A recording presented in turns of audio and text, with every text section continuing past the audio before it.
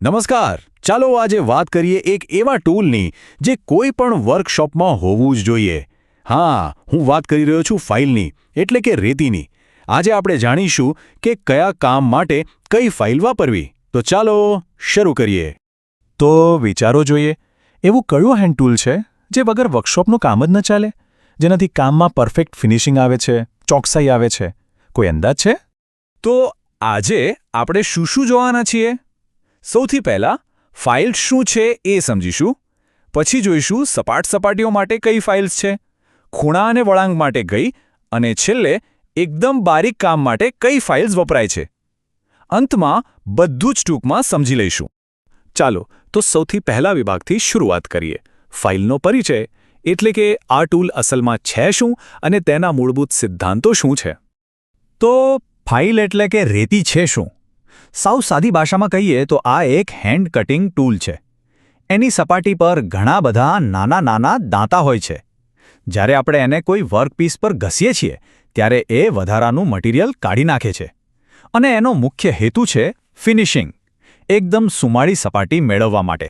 હવે સવાલ એ થાય કે આટલું મજબૂત ટૂલ બને છે શેમાંથી? તો જવાબ છે હાઈ કાર્બન સ્ટીલ.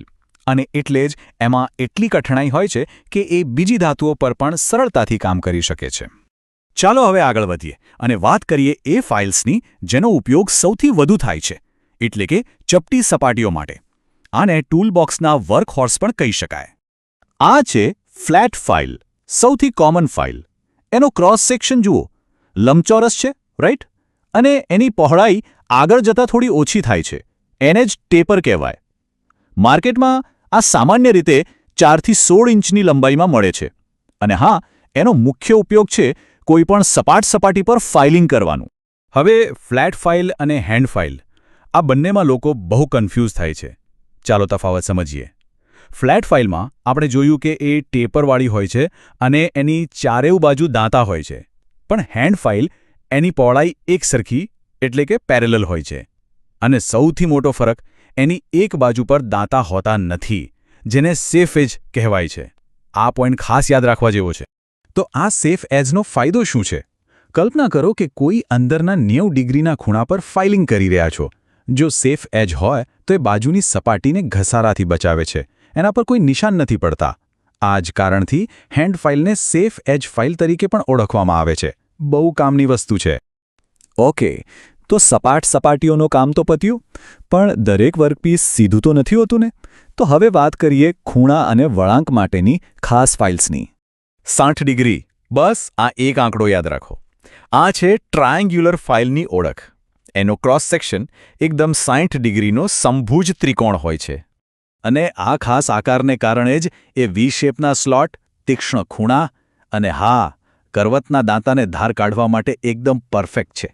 જેમ આકાર એવું કામ. આગળ છે રાઉન્ડ ફાઇલ.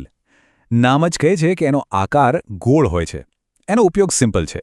કોઈ ગોળ કાણાને મોટું કરવું હોય અથવા તો અંદરના ખૂણામાં ગોળાઈ એટલે કે ફિલેટ બનાવી હોય ત્યારે. અને હવે આવે છે હાફ રાઉન્ડ ફાઇલ. આ તો જાણે 2-in-1 ટૂલ છે.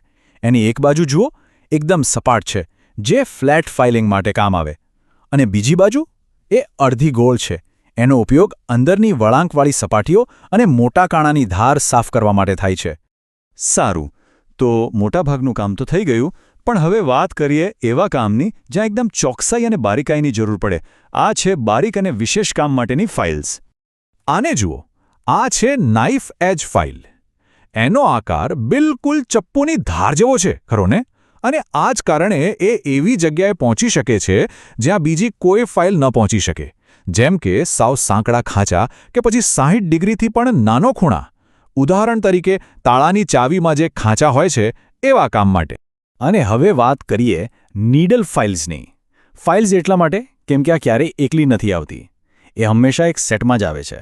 આ સેટમાં તમને round, half round, flat, square, triangular એમ લગભગ દરેક આકારની નાની ફાઇલ્સ મળી જશે. આ બધી જ ખૂબ ઝીણવટભર્યા કામ માટે છે. તો આટલી બધી નાની ફાઇલ્સનો ઉપયોગ ક્યાં થાય?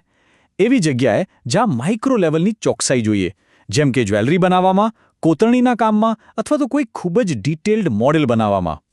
ચાલો, તો હવે આપણે અંત તરફ છીએ.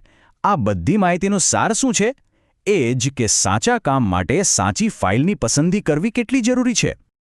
આ બધું યાદ રાખવા માટે આ રહ્યું એક quick reference guide.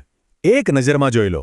Flat file સામાન્ય સપાટી માટે, હેન્ડ ફાઇલ સેફ એજ સાથે, ટ્રાયેંગ્યુલર ખૂણા માટે અને એમ જ બધી ફાઇલ્સ. આ ટેબલ ખૂબ કામ લાગશે. અને અંતમાં એક વાત હંમેશા ગાંઠ બાંધી લેજો: યોગ્ય કામ માટે યોગ્ય સાધન એ ઉત્તમ કારીગરી તરફનું પહેલું પગલું છે. જો કામમાં પ્રોફેશનલ જેવી ફિનિશિંગ જોઈતી હોય તો સાધનની પસંદગીમાં ક્યારેય ભૂલ ન કરવી. તો હવે આપણે જાણીએ છીએ કે કઈ ફાઇલ શું કામ કરે છે. તો હવે સવાલ એ છે કે તમારા આગલા પ્રોજેક્ટ માટે કઈ ફાઇલ સૌથી યોગ્ય રહેશે. આ જ્ઞાનનો ઉપયોગ કરીને કામ કરશો તો પરિણામ હંમેશા શ્રેષ્ઠ જ મળશે. આભાર.